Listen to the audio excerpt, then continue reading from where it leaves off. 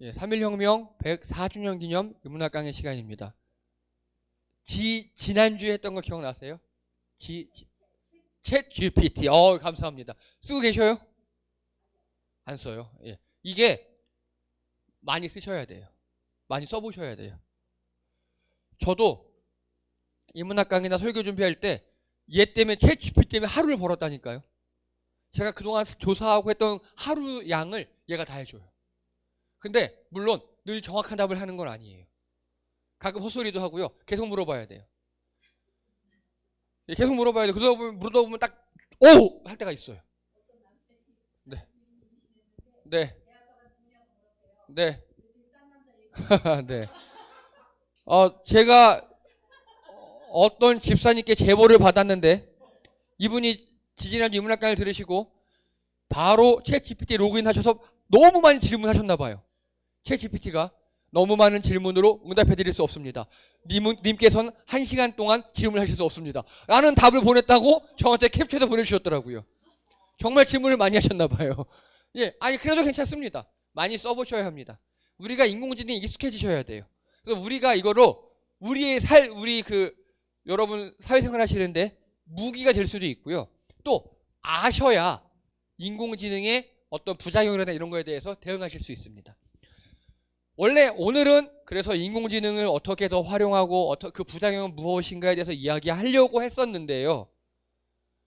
또 좀 답답한 이야기를 드려야 될 것 같습니다. 오늘은 경제위기 4 무능외교라고 제목을 정했습니다. 벌써부터 한숨들 아이고 하시는데요. 여러분 경제위기 오늘 4인데 1 기억나세요? 1? 올 2월 달에 했어요. 경제위기 1. 뭐라고?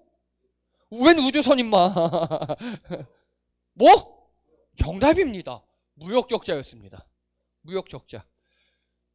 작년 한 해 무역적자가 475억 있고, 예, 그리고 올해까지 이거 보세요. 월별 무역 수지입니다. 다 적자죠. 이게 그래프가 올랐네, 좋아졌나가 아니에요. 지금 4월 1일부터 10일까지가 마이너스 34억 달러입니다. 다 빨갛죠, 지금? 자, 그래서 올해 1월부터 4월 10일까지 무역적자가 260억 달러. 한화로 약 34조 2천억 원. 무역적자가요. 여러분, 해방 이후 역대 최대입니다. 우리가 이랬던 적이 없어요. 왜냐? 우린 늘 수출로 먹고 살았던 나라이기 때문에 이랬던 적이 없어요. 그리고요, 작년 총 무역적자가 475억이에요. 작년 1년 동안. 그런데 4월 10일까지면 1, 2, 3개월하고 열흘 더잖아요. 우리 전체에 지금 4분의 1 조금 더 사는 거예요. 올 한 해에. 근데 260억이죠, 지금. 그럼 올해는 제가 지난 2월 달에 예언한 대로 무역적자 1,000억 불도 가능합니다. 이게 얼마나 심각한 얘기냐면요. 이거 보세요. 작년 1월부터 11월까지 주요 국가 무역수지 순위입니다. 우리나라 198위. 208개국 중에 198위예요, 우리나라가. 간단하게 다른 나라들과 무역을 하는데 다 핏발렸다는 소리입니다. 자, 2022년 1월부터 11월까지가 198위였어요. 올해는 거의 꼴찌 확정입니다. 올해는. 그러면 2021년도에는 우리나라가 18위였어요. 무역이 위에서 18위. 그리고 2020년도에는 8위였고요. 2019년에는 11위. 2018년에는 6위. 2017년에는 5위. 이게 우리나라 무역 수지 랭킹이었어요. 세계 10위 안에 드는 초무역 강국이었는데 근데 208개국 중에 198위 하는 무역 거지 같은 국가가 되어버렸습니다. 이게 우리 삶과 뭔 상관이 있습니까? 우리 삶과? 물가. 그쵸. 무역 적자가 나잖아요? 환율이 엄청나게 올라가. 우리나라 원화 가치가 떨어져 버려요. 그러면 물가는요? 쭉쭉 올라가겠죠. 우리 수입은 해야 되니까. 지금까지 100원에 수입하던 게 120원이 되겠죠. 예. 그러고 있는 겁니다, 지금. 그 이 정도가 아닙니다. 우리 중소기업 대부분은요, 우린 내수가 안 돼요. 너무 작아요, 내수가. 그리고 우리 국민들이 이미 내수 시장보다는 외국 물건들이 익숙해져 있어요. 그러니까 우리 물건들은 다 수출을 해야 되거든요. 수출이 안 되는 거예요, 지금. 수출이. 그러면요, 중소기업 어떻게 될까요? 망하겠죠. 도산하겠죠. 예. 자, 경제위기 2. 그래서 무역 적자는 나날이 심해지고 있어요, 지금. 심해지고 있어요. 아, 그때 기억나십니까? 무역 적자 가장 큰 원인이 뭐라고? 기억나세요? 중국입니다. 중국에서 우리 걸 안 사가요. 안 사가요. 그게 제일 큰 문제예요. 지금도 그러고 있어요. 자, 그러면 경제위기 2 기억나십니까? 이거 할 때 여러분들이 은혜 많이 받으셨는데요. 자, 이겁니다. 가처분 소득 감소와 착한 적자. 기억나세요? 예. 그래서 실질 가처분 소득이라는 게 있습니다. 이거는 우리가 한 달 동안 버는 돈에서 실제적으로 내 맘대로 쓸 수 있는 돈. 그래서 총 소득에서 필수 생계비와 공적 지출을 빼면 이게 나온다. 이 실질 가처분 소득이 높아져야 내수가 살아난다 그랬죠. 이게 간단히 우리가 돈이 좀 남아 돌아야 돼지고기 먹을 거 소고기 먹고, 그리고 어디 잠깐 갔다 올 거 2박 3일 제주도라도 가고 그런다 그걸 말씀드렸잖아요. 그리고 여기 아울렛 갈 거 백화점 가고 뭐 그런 거잖아요, 우리 다. 그런데 실질적으로 내 주머니에 여윳돈이 없어지는 거예요. 자, 그래서 실질 가처분 소득이 늘어나려면 당연히 소득이 늘어나야겠죠. 그래서 소득은 시장 소득과 공적 이전 소득이 있는데, 시장 소득은 근로소득, 사업소득 등등도 있고 공적 이전 소득도 있는데, 간단하게 우리 시장 소득, 여러분 월급이 오릅니까? 월급만 안 오르죠. 올라도 아주 더디게 오르죠. 거의 우리 최저임금에 연동돼 있잖아요, 다. 최저임금도 안 올려줘요. 미치겠어요. 물가는 팍팍팍 올라가는데 최저임금은 안 올려요. 올리면 다 죽는데요. 개뻥이거든요. 또 나중에 한번 설명하겠습니다. 그리고 공적 이전 소득은 뭐냐? 사회 수혜금, 정부 지원금. 이거 올라가나요? 깎고 있죠, 오히려. 간단하게 그러면 이금카드요. 이금카드 생각해 보세요. 그거 세금으로 보전해 주는 거잖아요. 캐시백 같은 거. 그거 다 깎아버렸죠. 예. 저희는 5명 가족이 다 이금카드 썼거든요. 그래서 그거 옛날에는요, 캐시백을 우리 가정 합하면 25만 원 받았어요. 그런데 지금은 10만 원도 못 받아요. 그러니까 우리 가족 기준으로 월 15만 원 정도가 소득이 줄어들 효과가 나는 겁니다. 이게 없어서 그래요. 또 그러면요, 필수 생계비와 공적 지출을 줄여줘야겠죠. 이걸 줄여줘야 소득이 늘어나는 거죠. 그래서 여기 뭐가 있느냐? 식비, 주거비, 냉난방비, 교통비 어떻습니까? 쭉쭉쭉 올라가고 있죠. 난방비 폭탄, 교통비 폭탄, 그리고 공적 지출, 세금, 연금 납입액, 사회보험료, 부자들만 깎아주죠. 세금 같은 것도. 지금 우리나라는 거꾸로 가고 있어요. 그래서 이렇게 실질 가처분 소득이 늘어나야 내수가 살아나는데, 실질 가처분 소득이 줄어들어서 내수가 죽어가고 있다고요. 그게 경제위기 2였습니다. 자, 경제위기 3 기억나십니까? 3. 뭐? 민영화? 아, 비슷했어. 마이너스의 손 기억나세요? 예. 이거 보십시오. 윤석열 대통령이 은행만 돈 장치한다, 은행은 공공재다 라고 섣부른 발언을 했어요. 그랬더니 은행주가 다 바닥을 쳐버렸습니다. 그날로 바로 시가총액 5조 원이 증발해버렸어요. 외국인들이 다 팔고 나가버렸어요. 그리고요, 여기요, 자살자가 많으니까 번개탄 관리를 강화한답니다. 안 판대요, 번개탄을. 그리고 교량 난간에 울타리 설치한답니다. 번개탄은 생산을 중단하고, 그리고 이런 물질 온라인 투표면서, 아니, 살기 좋은 세상을, 나라를 만들면 자살을 안 하겠죠. 살기 좋은 세상을 만들지 않고 죽기 어려운 나라를 만들려고 이러고 있었어요. 그리고요, 자, 우리나라 한우값이 떨어지니까요, 소 14만 마리를 죽여버리겠대요. 도살하겠대요. 그때 마이너스 손 이야기였어요. 그리고 우리나라 쌀 수확량이 늘어나니까 신동진 벼를 퇴출해버리겠다고 했었습니다. 기억나시죠, 이거 다? 예. 이렇게 하는 것마다 그 분야를 망쳐버렸어요, 다. 여기까지가 경제위기 1, 2, 3이었고요. 예. 또 4까지 가야 합니다. 오늘은 무능 외교입니다. 무능 외교. 자,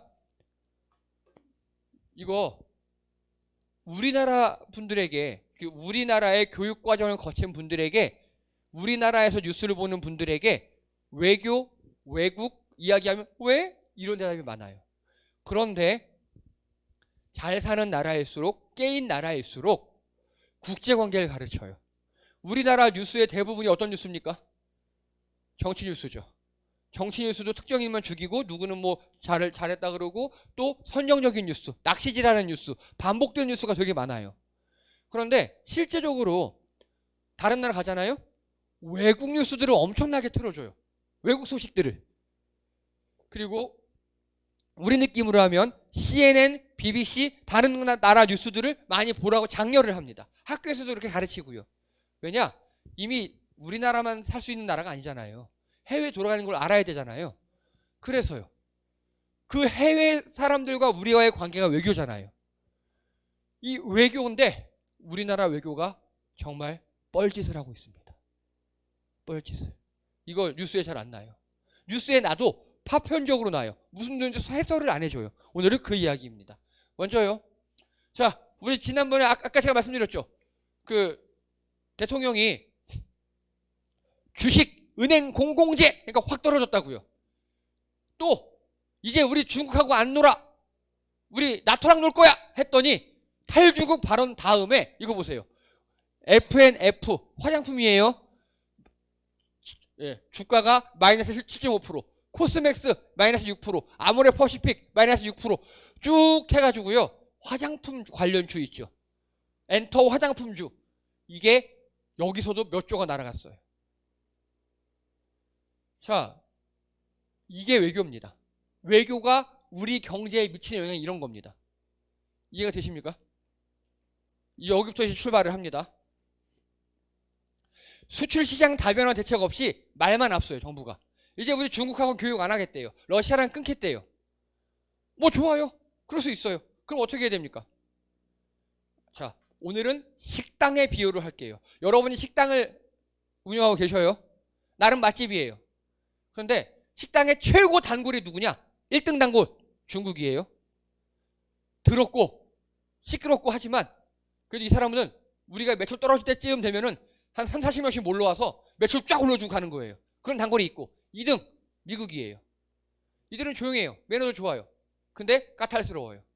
클레임도 많아요. 뭐 그래도 이 사람들 한 달에 한 10명씩 와서 먹고 가요. 그리고 한 5등쯤이 러시아 사람들이에요. 생긴 것도 이상하게 생기고 막 그렇지만 그래도 뭐 우리 거 맛있다 그러지 먹을 땐 구슬에 먹고 나가요. 그런데 우리가 우리 1등과 5등 단골을 빼버려 오지 말래요 이제. 여러분 그렇게 할 수 있습니까? 그렇게 하려면 어떻게 해야 됩니까? 하려면 그쵸. 다른 예를 들어 미국이 야 중국 더럽고 시끄럽고 러시아 쟤네 무식한데 오지 말라 그래. 대신 우리가 100명씩 채워줄게. 그러면 가능한 얘기죠. 그런 게 없었어요. 하나도 없었어요. 그냥 우리 스스로 어이구 형님 하면서 다 중국 러시아를 잘라버린 겁니다. 독자적인 외교 전략 없이 미국이 하수인 노릇만 했어요. 우리나라가. 어떻게 했느냐? 자, 이거 보십시오. 4월 10일 기사입니다. 미국은 우리한테 중국과 끊으라 그랬어요. 그래서 이 멍청한 윤석열 정부가 끊어버렸어요. 진짜로 중국과 우리나라가. 끊었더니 미국 테슬라 중국 상하이에 대규모 배터리 공장을 신설해버립니다. 여러분 원래 중국과 우리나라는 배터리로 아주 친하게 묶여있는 나라거든요. 중국에서 배터리에 들어가는 히토리 같은 거 있죠. 그거를 우리에게 넘겨줘요. 우리가 정제해가지고 배터리를 그거를 히토리를 정제해서 핵심 기술을 만들고 중국에서 생산 공장을 만들었어요. 그래서 정말 쎄쎄쎄하고 좋아 이래 지냈어요. 근데 미국이 우리 보고 하지 말래요. 멍청한 윤석열 정부가 안 했어요. 배터리한테 닫겠다 했어요. 그랬더니 미국이 들어가 버렸어요. 테슬라가. 이게 멍청한 짓이죠. 여러분 외교의 기본과 최종 목표는 뭡니까? 국익, 실리, 국익 그거예요. 그게 없어요. 그게 없어요. 자, 그런데 미국이 우리나라를 도청했습니다. 아세요 이거? 아시죠? 미국이 우리나라를 도청한 게 아니라요. 우리나라 NSC 안전보장이사회. 우리나라 최고 보안기구예요.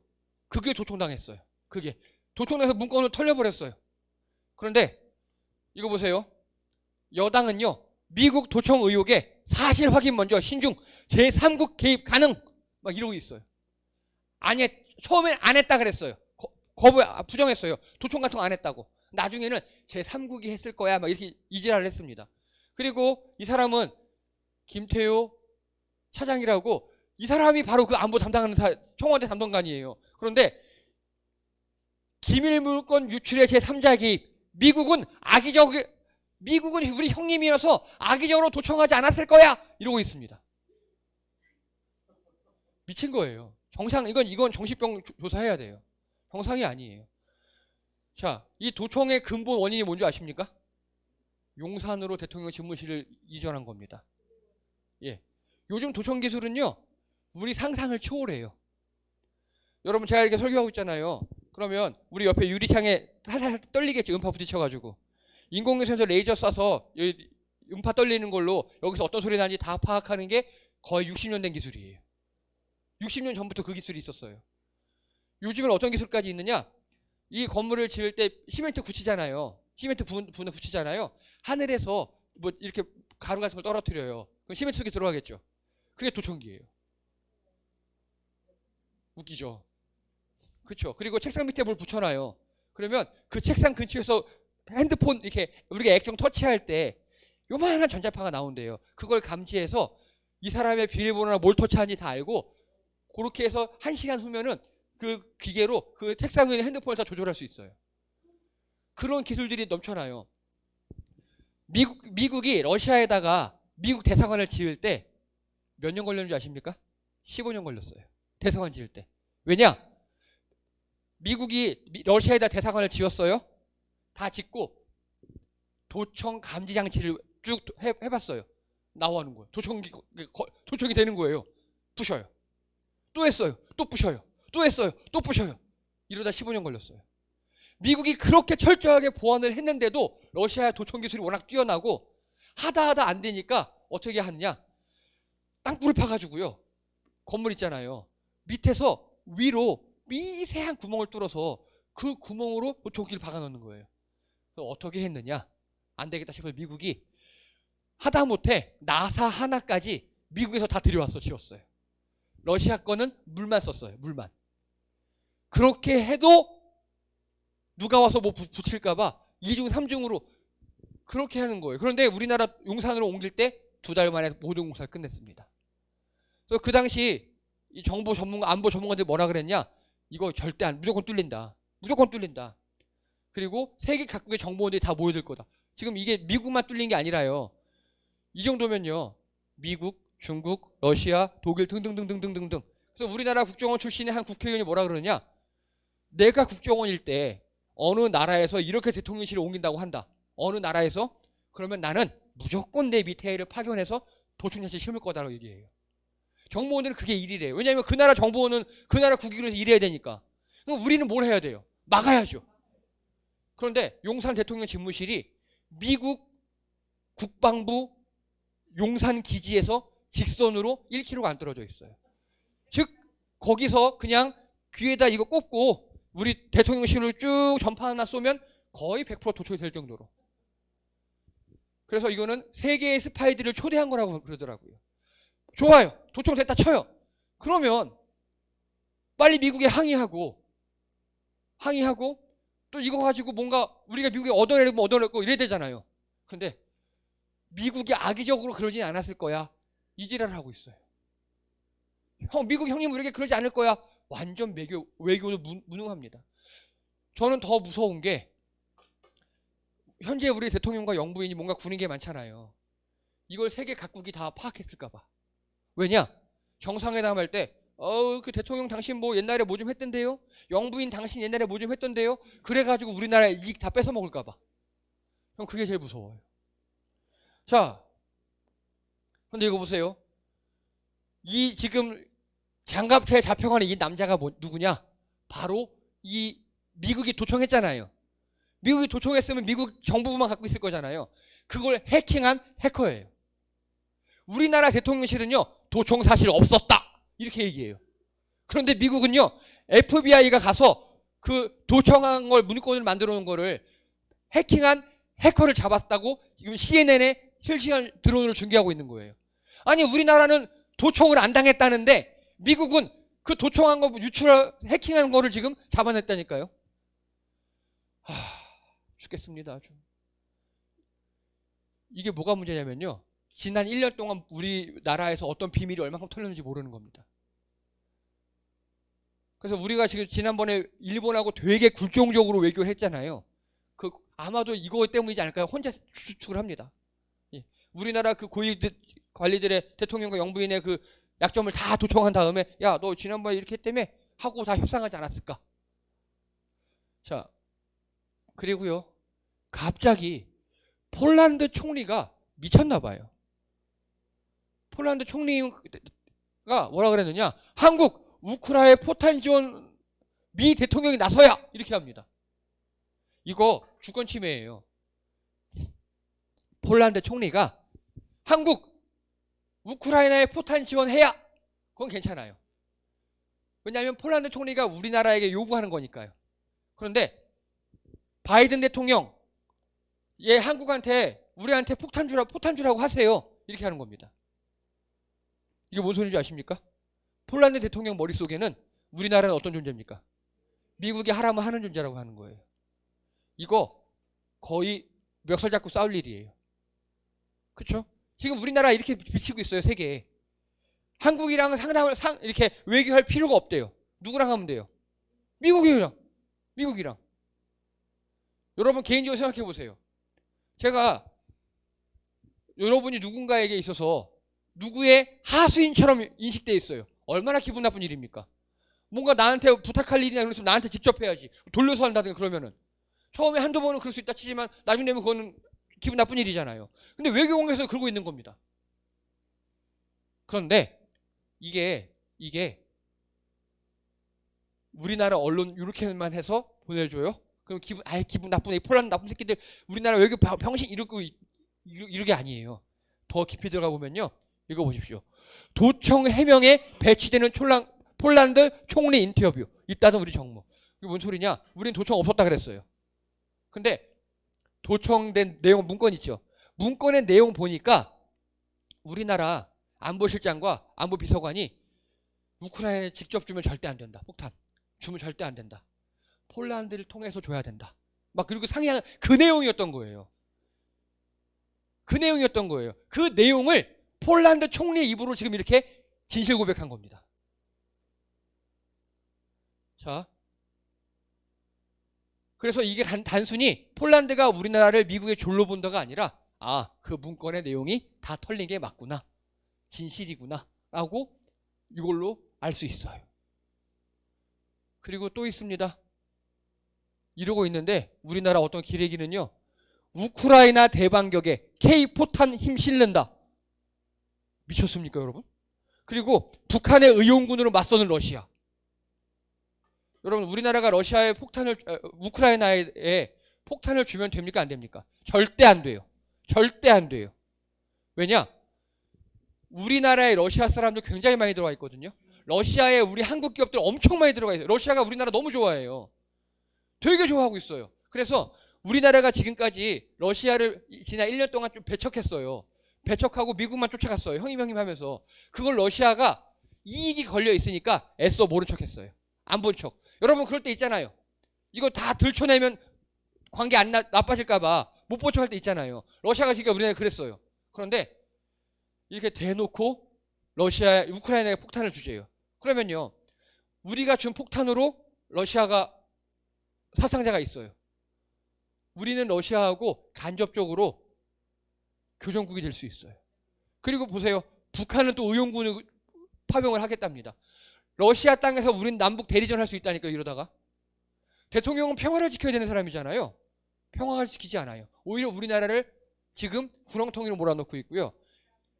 이때 지금 문제가 뭐냐면 그 문서에 나왔거든요. 우리나라 폭탄 50만 발을 주기로 했대요. 50만 발을. 여러분 우리나라 폭탄이 세계에서 제일 좋거든요. 세계 1등이에요 진짜. 우리나라 풍산이라는 기업에서 만드는데 세계 점유율이 60%예요. 그런데 문제가 뭐냐? 혹시 비축물자라고 아십니까? 비축물자 들어보셨죠? 우리나라도 혹시 모르는 일이니까 늘 일정량의 폭탄을 비축해 놔야 돼요. 그걸 건드린 것 같아요. 아마도. 남자들은 대부분 알아요. 군대 갔다 온 사람들은. 아마 그거 건드린 것 같아요. 이거 큰일 날 일입니다. 그래서 지금 대통령이 전쟁으로 몰아가고 있고요. 오히려 이렇게 되면 정말 우리나라가 본격적으로 이 전쟁에 뛰어들잖아요. 러시아는 우리가 국경선을 맞대고 있어요. 러시아에 있는 우리 한국 사람들 위험할 수 있고요. 우리 안에 있는 러시아 사람들이 언제 어떻게 변할지 몰라요. 근데도 이러고 있어요 지금. 자, 그러면 이제 국익 외교 좋은 예. 물론 우리나라 아니에요. 우리나라 아니에요. 해외 외교의 좋은 예입니다. 어떻게 외교를 해야 되느냐? 이거 보십시오. 갑자기 프랑스 마크롱 대통령이 미국 동맹이면 속국이냐? 이렇게 이야기합니다. 프랑스랑 미국이랑 동맹이에요. 동맹이라는 소리는 군사동맹이에요. 한쪽이 침략을 당하면 도와주는 거. 그걸 동맹이라고 표현합니다. 우리들이 친하게 지내자가 동맹이 아니에요. 군사동맹이에요. 군사동맹이면 속국되어야 되냐? 이렇게 얘기합니다. 그리고 중국하고 대만하고 지금 사이가 안 좋다고 막 그러는데 그거는 정확히 얘기하면 미국이 조작한 게 커요. 그리고 미국은 뭐라 그러냐? 우린 대만 편. 그런데 마크롱 대통령은요. 우린 대만 편 아니야? 그러고 있어요. 갑자기 왜 그럴까요? 왜? 예, 이렇게만 우리나라 기사는 설명해줘요. 또 찾아봤죠 제가? 이거 보십시오. 굉장히 작은 기사로 에어버스 구매한 중국 프랑스에서 컨테이너선 16척 수주 4조 원 규모. 이거 보세요. 에어버스 비행기예요. 비행기. 에어버스는 프랑스와 독일이 공동시험을 갖고 있는 비행기 회사인데 중국이 프랑스의 에어버스 비행기를 160대를 사주기로 했대요.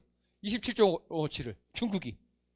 그랬더니 프랑스가 우리 컨테이너 배 필요해. 중국 니네가 우리 16척 만들어줘 라고 한 겁니다. 이해되시죠? 중국하고 프랑스하고 이렇게 비행기 서로 비행기 사주고 배 사주고 경제적으로 크게 빅딜을 한 거였어요.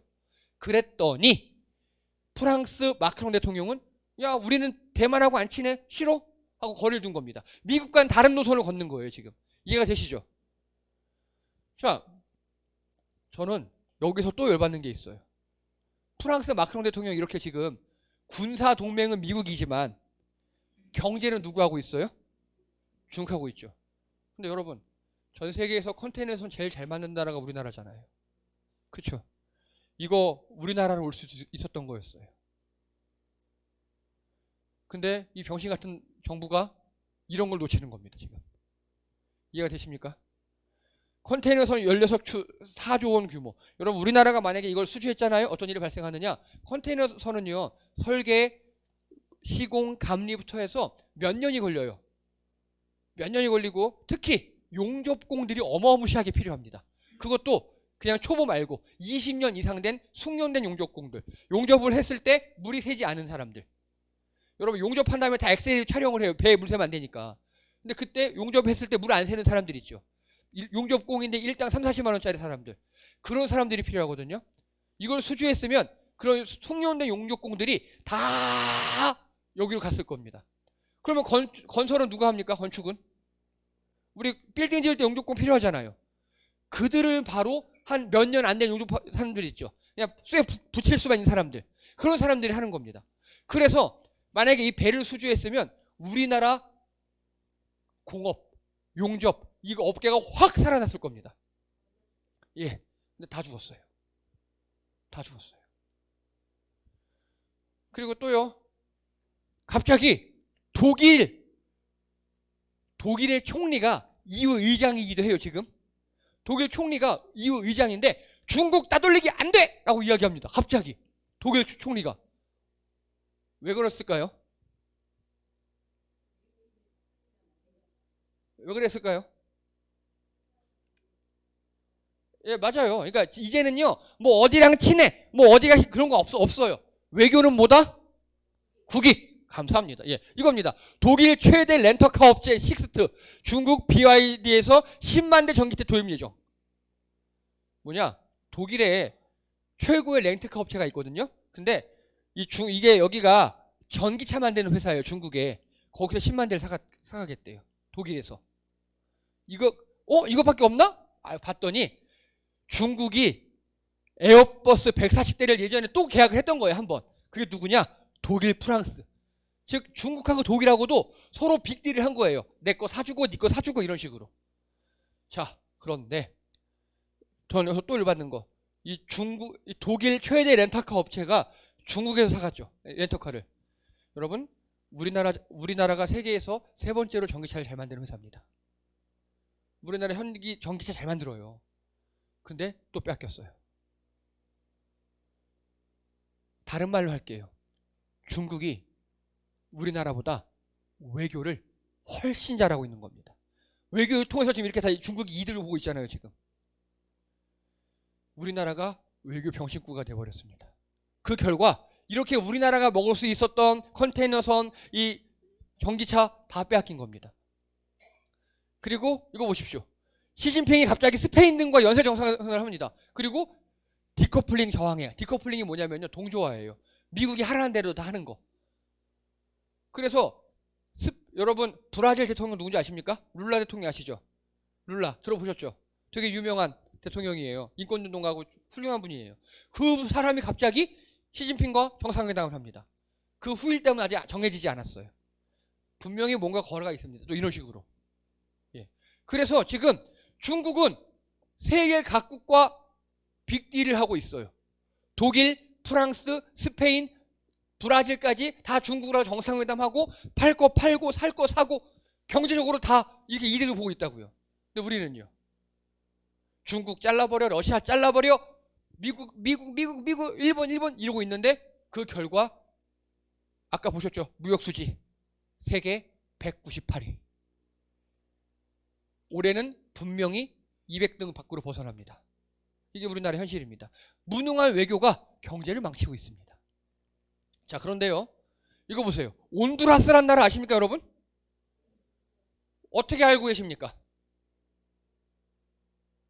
동남아에 있는 좀 미안한 말이지만 되게 못 사는 나라.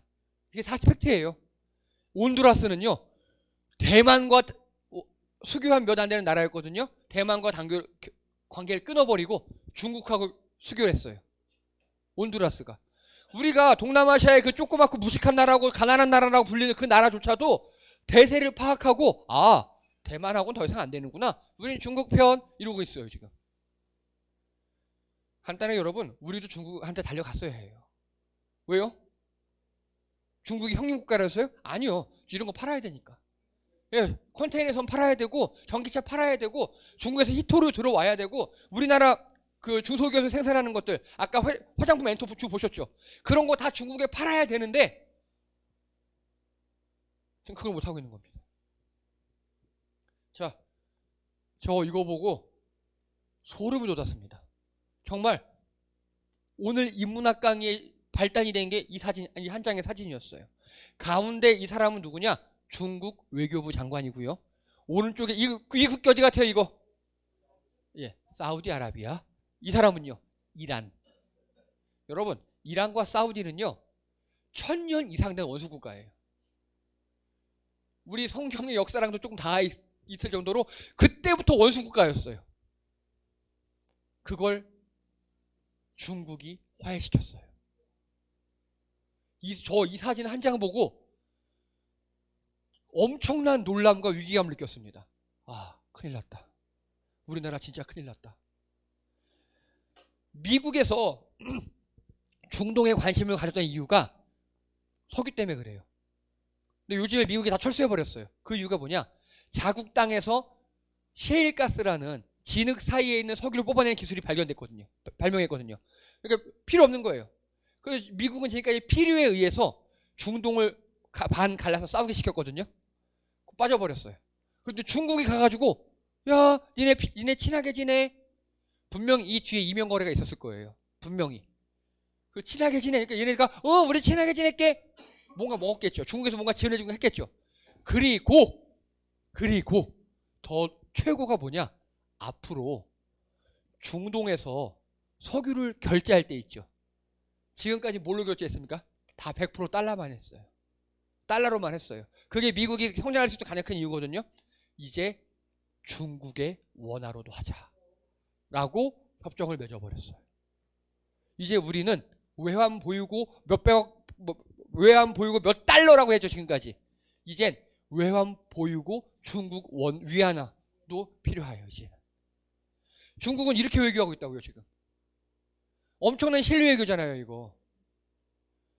근데 아직도 우리나라 정부 사람들, 우리 고위직이나 우리 국민 중에 일부는 무조건 누구 편 진영 논리에 갇혀 있다고요. 외교는 우리 이득이죠. 여기 계시는 우리 부모님들, 자식의 이득을 위해서 어디 가서 무릎 꿇고 그런 거 내가 좀 창피당하고 할 수 있잖아요, 그런 거. 그런 심정으로 외교를 해야 되는데 이렇게 병신 외교를 하고 있어요. 중국도 이렇게 외교를 잘하는데, 온두라스도 이렇게 외교하는데. 그래서 우리 경제가 망가진 이유 중에 하나입니다. 여러분, 외교가 바뀌지 않으면 우리나라 경제는 무역이 살아날 수가 없어요. 그래서 그럼 우리 뭐 해야 됩니까? 제발 투표 잘해야 되고, 일단 그건 나중 얘기죠, 이제. 지금 뭐 해야 됩니까? 지금은. 예, 여러분, 절대 주식하지 마세요. 절대로. 예전에 제가 삼성전자에서 팔으라 그랬잖아요, 한번. 보세요. 삼성전자 이번에 반도체 감산했어요. 왜냐? 중국에서 안 사주니까. 삼성전자가 반도체 만든 역사 이후로 감산을 한 적이 없어요. 최초로 감산해버렸어요. 그리고 삼성전자 실적이 작년 대비 95%가 줄어버렸어요. 우리나라는 무역이 이렇게 외교가 망가지고 무역이 망가지면 우리나라 산업은 무조건 망가져요. 그 잘 나가는 엔터주도 망했죠. 은행주도 망했죠. 다 망하는 겁니다, 지금. 물론 내가 한 10억쯤 돈이 현금이 있어서 한 5억쯤 이래도 되고 한 5억 넣어놨다가 한 20년 후에 올라가면 뭐 좋지 뭐. 그러면 괜찮아요. 근데 우리 다 개미잖아요. 네. 여러분, 그래서 지금 우리는요, 웅크릴 때예요. 지출 많이 하시면 안 되고요. 웅크리셔야 돼요. 현금 많이 확보하시고, 그리고 소비 줄이시고. 왜냐? 지금 제가 경제위기 4 했죠? 제가 준비한 거 현재까지 7까지 있어요. 예, 답답하게 해주셔서 죄송합니다. 이상입니다. 수고하셨습니다.